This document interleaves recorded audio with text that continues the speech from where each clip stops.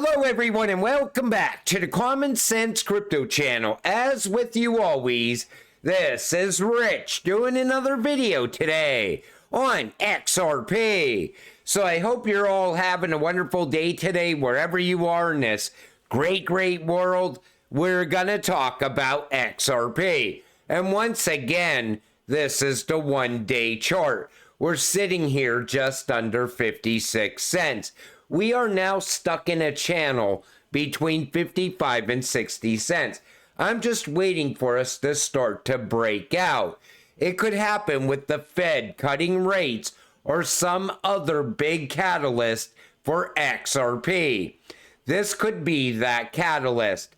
Brad Garlinghouse states that the Ripple RLUSD is to be issued in weeks, not months. End of September?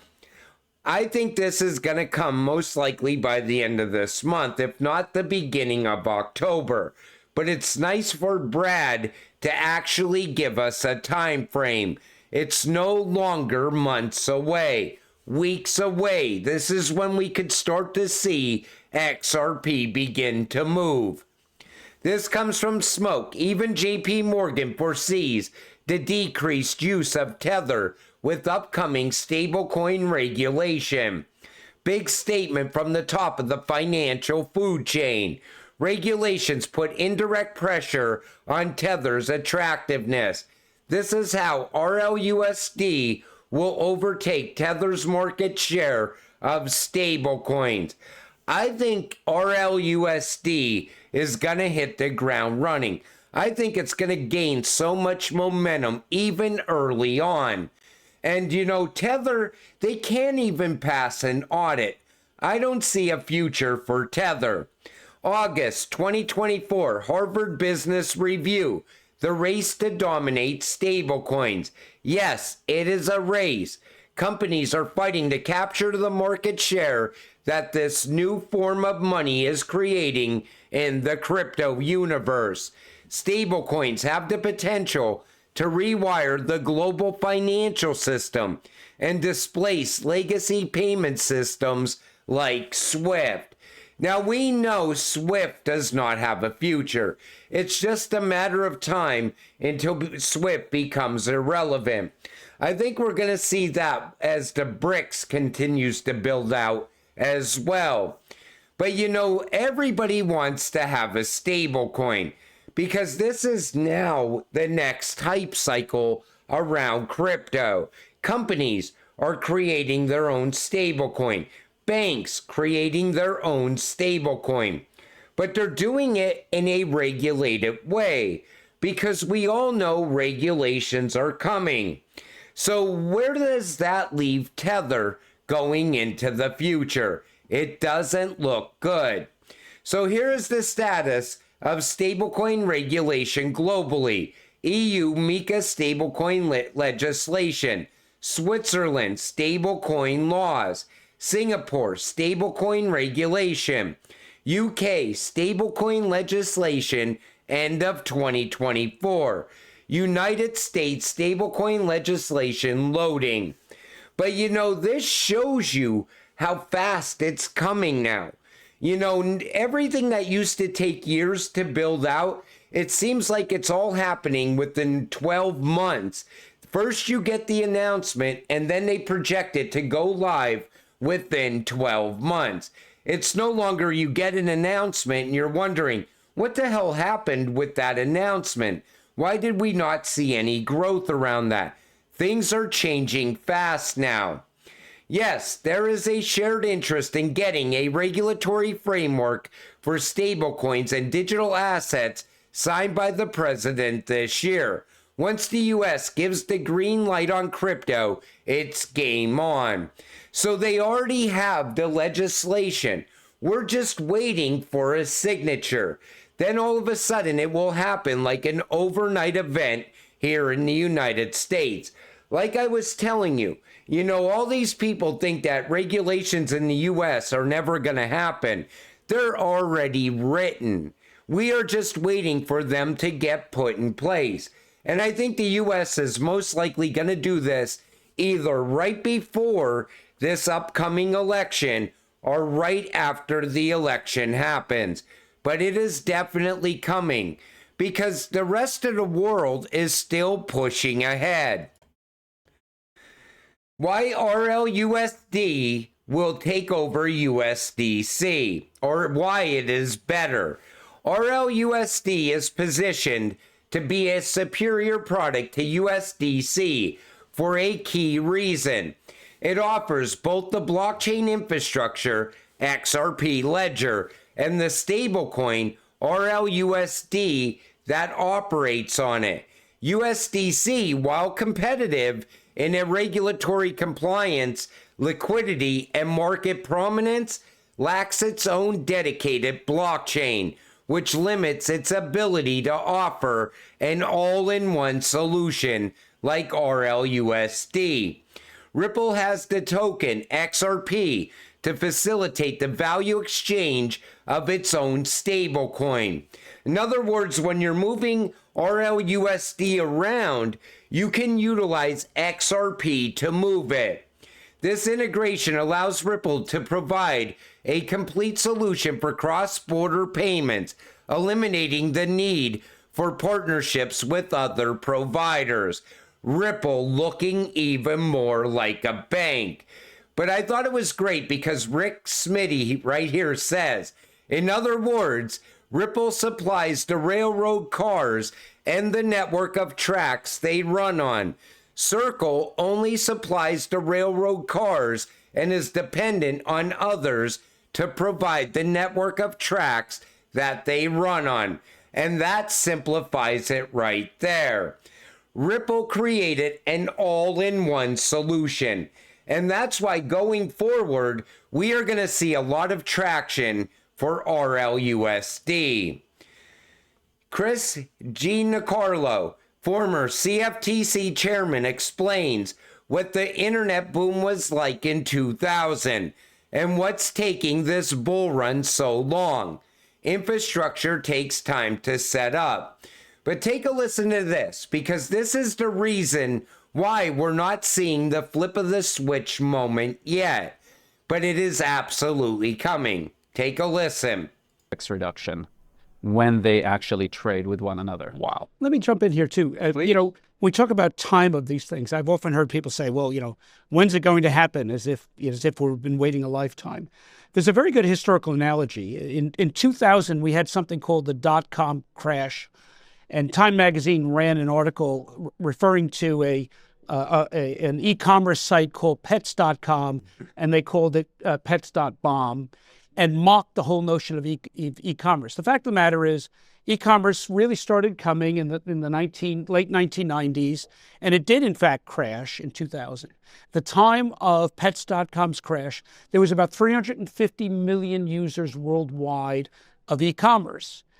The truth is, though, that Pets.com did not fail because people didn't want to buy pet supplies online. It failed because they didn't want to do it using dial-up modems. Mm-hmm. They didn't want to do it having to put their credit card information into some dodgy website. Mm-hmm. And they didn't want to wait 3 weeks for the pet supplies to arrive. It took the build-out of 4G technology. It took the build-out of PayPal.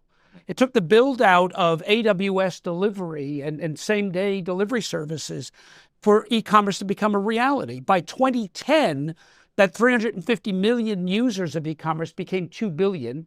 And by 2020, as we're going into the COVID lockdown, it was close to 5 billion. Today, it's about 7 billion people today using e-commerce. So look. And the same thing is going to happen with crypto. But it takes time for all the infrastructure to get put in place. We see all the rails that Ripple has. We know Ripple is set up to move the world's money, but we still need laws put in place first. We're still waiting on crypto regulations. We're also waiting on banking the unbanked population of the world as well. But slowly, we are watching the infrastructure get put in place here and there. Those are the announcements we keep getting. And we're watching the world also push into the digital age. But there's a lot of holdups still. Even Swift, they're still lagging behind. But the BIS is pushing full steam ahead. All of a sudden, we are going to get adoption. It's going to happen very quick when it happens. You know, the dot-com bubble, a lot of the problem there was nobody had fast internet back then. It was limited to just the major cities. But now you have internet all around the country here in the United States. And then you look beyond that and you have internet all around the world. What I'm telling you is this: it takes time for a new financial system to build out. So while you're sitting here buying XRP under $1, you're like, when is the price ever going to break above $1 again? Well, when this is built out and everything goes live, you're not going to be talking about when's XRP going to hit $1 again. You're going to be talking about when is XRP going to hit $1,000, because it already broke above $100 and then $500 and beyond. Because once this gets going, everybody is going to have it. Speculation time coming from Jeremy Hogan. Most likely the SEC just hasn't made a decision whether it will appeal yet. Why? Filing a notice of appeal seems, see sample below, takes only 15 minutes. You file the notice and then have 70 days to file the actual brief. If the decision to appeal was already made, there's no reason to delay filing the notice, especially when you think it's bad case authority out there. So why is the SEC still dragging their feet? Then we see here, Ripple, XRP. Ripple has filed a letter requesting a stay of the monetary portion of the court's judgment entered on August 7th, 2024. The SEC has consented to the request for a stay. So what are we waiting on? We're still waiting on that October 7th date, when Ripple satisfies the monetary portion of the judgment through other means. What does this mean, Jeremy? So he says, good question. I don't know, other than they are leaving the door open for settlement by a non-monetary way. So what does that mean? Does that mean that the SEC would settle for some XRP? We really don't know. But I think the SEC is still dragging their feet, trying to delay this as long as they possibly can. I said from day one, this case was meant to do nothing but hold Ripple back. It's still holding Ripple back. At the same time, it's still holding back the price of XRP as well. So then we see this. Ripple, XRP, and FTX case decisions are due October 7th, 2024. This comes from Good Morning Crypto. Both decisions are crucial for the future of American cryptocurrency regulation. The outcomes could either pave the way for greater adoption or result in increased scrutiny and tighter controls, impacting the entire industry. What will be the outcome of these decisions? So we know October 7th is the last day that the SEC can appeal. It's also the day the bankruptcy court entered an order approving the disclosure statement. The bankruptcy court will hold a hearing to consider confirmation of the plan on October 7th. That has to do with FTX. I think what's going on with FTX, I think most likely that'll be cleared up. And I really do not think that the SEC is going to appeal the judge's decision. These judges are fed up with the SEC. I don't think Gary wants to go through any more of this. Ripple has no interest in IPO. CEO reveals why it's a no-go. So Brad said that they're not looking to IPO in the United States because of what's going on with the SEC. He cited the SEC's aggressive approach towards crypto companies. He also said he doesn't want to rack up any more legal bills as well. So will Ripple IPO outside the United States? That could very well happen. But, you know, here in the US, I think Ripple will eventually IPO, but I think they're waiting for something to change at the SEC. We'll keep an eye on that as well. But, you know, what I wanted to do in this video was show you that, you know, even though it looks like we're stuck here going sideways, eventually we are going to break out. I think that new Ripple stablecoin RLUSD could be a catalyst for XRP. That stablecoin is also going to open up a lot of doors at a lot of banks.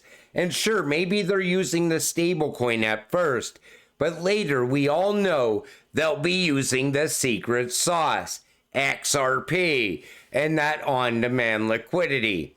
But you know, until it all happens, you gotta stay patient, stay positive, and let's get rich together.